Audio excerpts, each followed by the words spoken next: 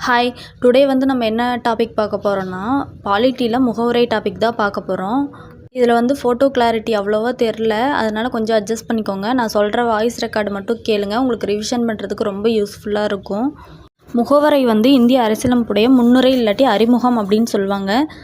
அமெரிக்க அரசியலமைப்பில் தான் இதை எடுத்திருப்பாங்க. 1946 டிசம்பர் 13 நேரு முன்மொழிஞ்சிருப்பார் நோக்க தீர்மானம் அப்படின்னு சொல்லிட்டு. 1947 ஜனவரி 22 அது அரசியல் நிர்ணய சபை அக்செப்ட் பண்ணியிருக்கோம்.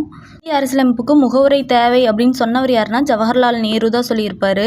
இதில் முக்கியமாக என்ன ஸ்டார்ட் ஆகும்னா, இந்திய மக்களாகிய நாம் அப்படிங்கிற வாசகத்தோட தான் ஸ்டார்ட் ஆகும்.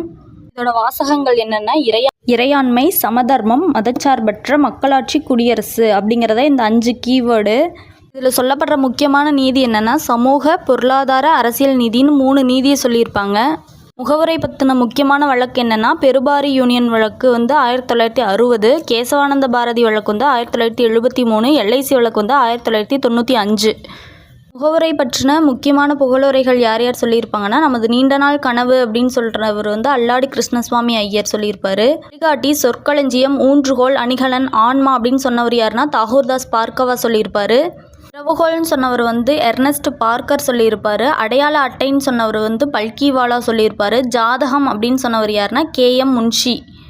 இந்த முகவரை ஒரே ஒரு டைம் மட்டும் தான் திருத்தம் பண்ணியிருக்காங்க. அது எப்போனா 1976 42வது சட்ட திருத்தத்தின் மூலமாக இது ஒரே ஒரு தடவை திருத்தியிருக்காங்க. அதில் என்னென்ன வார்த்தைகள் சேர்க்கப்பட்டுச்சுன்னா, சமதர்ம, மதச்சார்பின்மை, ஒருமைப்பாடு, இந்த 3 வார்த்தைகள் தான் புதிதாக சேர்க்கப்பட்டுச்சு.